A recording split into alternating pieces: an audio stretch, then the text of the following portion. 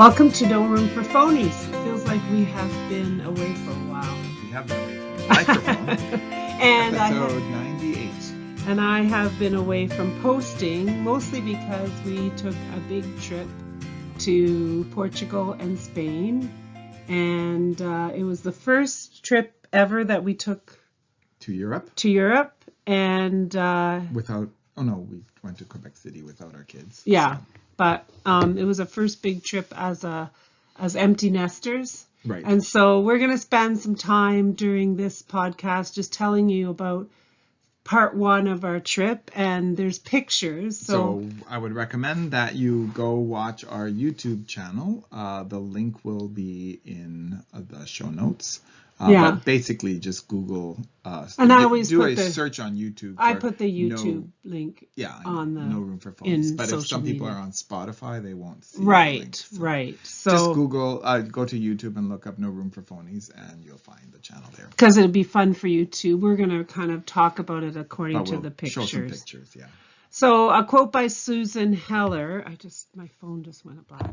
When preparing to travel, lay out all your clothes and all your money, then take half the clothes and twice the money. She's right about the clothes. About the clothes. Because but in Portugal, it did not cost double. No. And part of the reason that we took more clothes is because we thought it would be very cool at night. And it wasn't cool at night. It was most of our days were in the 30s. Most of them in the went high down to 20s at night. Yeah, so we were really. So here's us arriving in Lisbon at 6:30 a.m. when we left Toronto at 2 in the afternoon. So and then we flew to we actually had one stopover in Montreal and then Montreal to Portugal, so Lisbon. So that we landed in Lisbon, and we walked, dragging our little suitcases for 3.5 kilometers to this little place called Despensa 6. Oh, yeah. Oh wait, that was the sun rising, yeah. And the biggest shock to me, I don't know why, was that all these palm trees, and I don't know why I didn't expect that. Yeah, no, we didn't know Portugal. anything about We Portugal. didn't know anything really about Portugal. So anyway, the beautiful palm trees and a sunrise, and this was our walk to the gluten-free breakfast place. So, and here's our picture of our crepes with mango and papaya. And they were fresh papaya, not like ripened on the tree, not picked green. It was so much like my Colombian papaya. Yeah, they were delicious. That was delicious. And not that I would ever think of putting mango and papaya with crepes. It was perfect. But it was perfect, and it was so fresh. And as we were walking to this place, we were kind of standing, kind of looking around. Right, getting our bearings. Right, and this man was walking a dog, and he came up to us and said, do you need some help? And he absolutely gave us like shortcuts. And he walked with us so that we could go some shortcuts that GPS didn't find. Yeah, it was really cool. Mm-hmm. The first walk through the city was very cool, even though we were like super, super tired, but it was exciting. It was 6:30 in the morning, but for our bodies, it was 1:30 at night after a full day of travel. Right. Yeah. So it was. And you slept an hour on the plane, and I didn't sleep at all. Yeah. So. No, it was. So that was when we realized how friendly. Oh yeah. Everyone was. Mm-hmm. So. And how much English was spoken. We rejected our first Airbnb. That was kind of our first kind of shocker, and we're thinking, oh man, we've like messed up this whole trip, but. It was poorly advertised as an apartment, and yet we were sharing a lot of the stuff, and it was partially our issue for not reading carefully enough. But anyway, we rejected it, and we found this beautiful place in Old Town with a view of the Cristo Rei across the Tagus River. So there, you can't really see it. Yeah. No, but that's our street, and then you could see the river, and from up in our balcony, Airbnb you could see the statue of Cristo Rei. After we went for a wander through this mall, that was the next morning, right, for breakfast. Yeah. So we had the challenge of finding gluten-free because Charles was celiac, but I would say that we did not have a problem. Nope. no. So we went to this mall, and then that's where we discovered that no one opens anything up till like 10 in the morning. And so we were like, okay. And then we looked up this rice me, and that is where we had our first gluten-free. Oh, there's another picture of the balcony of across the balcony. from our Airbnb. Yeah, and that was a walk later on. That was This was another after day. we had those pastéis. Yeah. So, yeah. So the pictures are a little out of order. But that was that was on our walk to the viewing point at St. Peter of Alcantara. And then we sat in we had Americanos in these lounge chairs and just sat. And just looked at the city.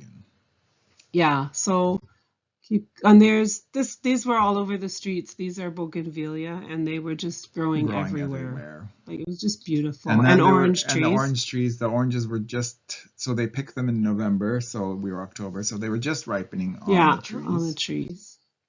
And this was on the way to the viewing point. It was a juniper tree. Yeah, and they propped it up with these metal wires, and it's like 300 years old. And we had bought a snack at Rice Me, so we just sat under this. And that was just walking. Oh, so there it is, Rice Me. We walked to, this is called Rice Me, so it was all gluten-free, and that's where we had our first, whatever those are, pastéis de nata. Pastéis de nata. Yeah. And coffee. And they're the traditional Portuguese custard Oh my pies. gosh. Walking to the park, like, there's all these little restaurants on every corner, and freshly squeezed orange juice for like a euro. Yeah. And coffee fresh. was like 80 cents or a euro. Yeah. So yeah, it was beautiful, but those look as good as they tasted, right? Yeah. Like, and this was the sidewalks. Yeah, mosaics everywhere, which were beautiful. And it was interesting when they did sidewalk repair or whatever, you could see little piles of the colored stones waiting there to be put back into the thing. Yeah, so the sidewalks and the walkways are all tiles. There's palm trees. Lots and lots of people speak English in Portugal. Yeah. The young students now start in kindergarten and learn English till they're in grade 9, and then they have to choose a third language for high school. So in the tree-lined downtown areas, the boulevards are very wide. Like that picture of me under the palm tree was on that boulevard. Yeah. But in the residential areas, the sidewalks are very narrow. The streets are very narrow. And it's interesting how they park cars along one side and the other cars are still able to squeak through. Most cars are smaller than here. Yeah. And trucks are smaller. Buses look about the same, maybe a little bit narrower. Yeah, this was the view out of our Airbnb. No, this is from the viewing point. Oh yeah, that's right. This is the viewing point after we walk downtown. Yeah. So in the top right of the picture, you can see a castle, which we didn't visit on our first stay in Lisbon, but we did on the second. Yeah, because we stayed very, very close to it on the second. We stayed in a different part of Lisbon when we went back at the end. So yeah. More about that in the next episode. Yeah. So, and we walked to Barro do Avilha. It was a charcuterie, remember that? And that was the one from Gotta Feed Phil. Oh, yes. We watched and we ordered a takeout for lunch the next day. And the sous chef gave us all those free samples, remember? The huge 50-month-old cheese and dry cured pork shoulder. And he came out of the kitchen. Yeah. Because we ordered this little bit of takeout because we were flying, right? Yeah, the next day. Going on the train the next day to the Algarve. And so we thought we'd just take lunch. And he came right out of the kitchen we were out on the street. Yeah, and he came and brought us all that stuff. Yeah. But I mean, 50-month cheese, that's 4 years and a bit. And it was just amazing. Oh, yeah. And their dried cured pork is pretty incredible. Day one, we had Middle Eastern food, lamb and eggplant, a pumpkin dip, and a tomato cucumber salad. It was really, really good. Food in Portugal was not expensive. Even at some of the more high-end restaurants we had to go to because of the gluten-free options. But if you just walk in off the street, there's all sorts of food that's really, really affordable. And then we also found out that garbage trucks come at 11:36 every night. And all the restaurants and apartments have big metal or plastic bins outside on the street corners, and you are responsible to take your garbage out of the Airbnb and dump it into the dumpsters. And the restaurants do the same, and then they come at night and empty the dumpsters. So the busier the part of town, the more frequent the garbage trucks come. But they're in corner stores. There's lots of liquor and fresh fruit and vegetables. We bought like mangoes and like, especially in Lisbon, I found that more than Porto. Yeah, there's lots the of mango fruit. and papaya was all just in the corner store. But and there was in every corner store, like in Avondale, there would be a wall of liquor. Yeah, like just a whole wall, bottom to top. Everything was very small. Like streets were small, stores were small, bars, nightclubs, restaurants, everywhere. And we had to get used to the fact that for them, dinner was at 7. Like nobody opened till 7. Oh, nobody opened till 7, but most people were eating on the weekends. They weren't starting dinner till 10. 10 a lot of times, but we were alone in a lot of restaurants. Yeah, because anyway, so that was pretty. I just don't. And there's just, you can see the cobblestones on the very narrow and there's street. lots of small motorcycles and scooters. Yeah, but that was the day we left for the Algarve on the train. That was a terrible train ride. It was an old train, and it was hot. Didn't have air conditioning is not a thing. Anyway, it supposedly there was air, but it hardly ever. Yeah, and air conditioning is not a thing in Portugal. But we carried backpacks and we carried small suitcases. He's leaning on the small suitcase there, and you're not in the picture. No, in the picture. I'm not in So that was us. That was the train, and then we ended up at the beach. So we mostly went to the Dom Jose beach, Yeah. which was a 1 kilometer walk downhill from our Airbnb. And we had some long, lazy days at the beach there. Yeah, and we had pretty much thrown our bathing suits in like 3 minutes before we left the house. So we hadn't thought that the weather was going to be this warm. But you can see how beautiful. And that's where we sat, those little chairs. Little grass chairs, yeah. It was €12 to rent it for the day. And there was 2 beds and then the shade from the grass huts. Yeah. And the water, the tide was out when we went like at 11 in the morning till about 4. The tide would be slowly coming in and the waves would be crashing. And it was just your typical ocean, waves crashing, palm trees, sunsets over the ocean. Here's another picture of food because we found a breakfast place. Oh, it was called Jungle Juice. So and that we were in an upper floor of it. Patio and an outdoor terrace. And that was like orange mango, papaya, juice, yeah, with ginger shots in it. Yeah, A lot of things had ginger shots in them. It was but that was delicious. Yeah. That was. And then smoked salmon is common, and I don't remember what I had that day. Not seafood. It was and we ate at this place called Ritual every night, like the Algarve. It became a ritual. Yeah, Qatari, whatever Carteria where we stayed. Didn't have a ton of restaurants, so we found this down by the hotels. Yes, but they were quite expensive. There were hotel restaurants. Yeah, and anyway, this was a local. Yeah, and this is what they served you. Those carrots, like we're making them. They were phenomenal, and then always olives, cheese, and then their pork. Yeah, and so it was. We ate there every night. They had.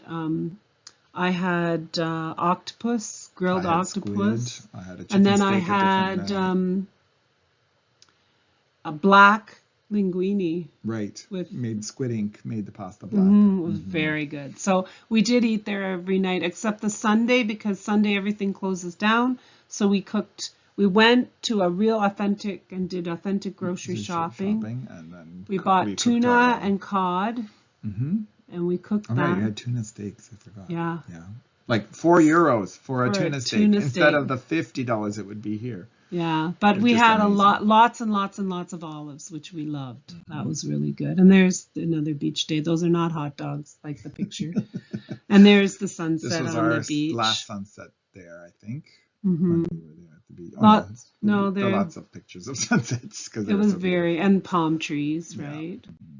And there's the area that we stayed. Yeah. It had a lot of narrow streets and whitewashed buildings, and laundry was hanging everywhere. There's us at the beach, more palm trees. Um, Coffee and wine were the theme. This is the morning that we are leaving for Quarteria, and we were for leaving for Porto, Porto. and we basically oh, that was where we found and tried solid shampoo, which Oh we yeah, fell in love with. yeah. So it's like a bar of soap, but it's shampoo, And and it's so easy to. it's such a good environmental uh, uh, phenomena because you don't have all the plastic bottles, No, it was in a and you box. don't have all the extra water and chemicals. It's really, but it does a really good job. It does. And one thing we Took did out the sand find and salt. was fabric and yarn stores there. Yeah, we Lots couldn't of them. believe in the small town of Quarteria there was a yarn Yeah. store And fabric a store. person, there was a shop where they were making custom made clothing, Yep, right? like she had the sewing machine right Yeah. there, and then you go in and get measured and. Yeah, it was a very cool place to be. And honestly, for a beach vacation, like I don't know what it would have been. We didn't stay quite right on the beach. We were Yeah. a 20-minute walk down, Mm-hmm. but I don't know what it would cost to stay right on the beach. We didn't, but I we didn't were look off. at that. We were typically off season, which is Mm-hmm. often like 23 or 24 degrees, which is why we didn't think we'd be At the beach. at the beach. But they said that now with global warming, their Octobers and late Septembers are often hot. Hot. So from this coffee shop, which was on the beach, which we I don't know if you can see our suitcases and things, but that was our last coffee in the Algarve before we got an Uber to the airport, and we flew from Faro to Porto because flying within Europe is super cheap. yeah. And So if we had not had a suitcase, if we had just had a backpack like a student, it would have been 14 euros per person plus an airport fee of 30 euros. So like under $100 for two. Because we each had a suitcase, it was a little bit more than just over 100 euros. Oh no, it was less than 100 euros. It was $120. Yeah. So unbelievably cheap to fly within Europe. So Ryanair, so that was and if we had chosen to take the train from the Algarve to Porto, that was a 7-hour day. So we did it all in, and we with chose the to do wait that. Was 2 hours. We chose to do that before we left Canada. And when we were in the airport, we met another couple who said, "Are you flying, to Porto on Ryanair?" Because sometimes the signage in Lisbon, both at the train station and the airport, was not 100% clear, but there was always somebody around to ask. Yeah. And they said, "Oh, good thing we were getting on the train to go to Porto." And they said there was construction and we would be going on trains, and buses, and then back on trains and then on buses. And they would have gotten to Porto at midnight. Yeah. And we flew out of Porto at 10 in the morning, maybe? Was it 10? No, out of Faro. Faro, sorry. 11. 11. Yeah. And we were in Porto at noon. Yeah. So that was like, it was amazing. We were so for the happy. Price. I mean, the train is much cheaper, but this wouldn't have been that much cheaper for the two trips, actually. No, probably not. So anyway, so that's part one. So stay tuned because we have both Porto and Vigo, Spain, and then back to Lisbon for our flight home. So all in all, we traveled for 17 days. 15 of those days were not traveling. Some of them were traveling. We had some train days. We tried to stay about 3-4 days, nights in each place that we were in, and we would highly recommend not trying to cram too much into it's a big country, there's tons to see, and people would say to us, "Oh, did you go to Nazareth, or did you go here, or did you go there?"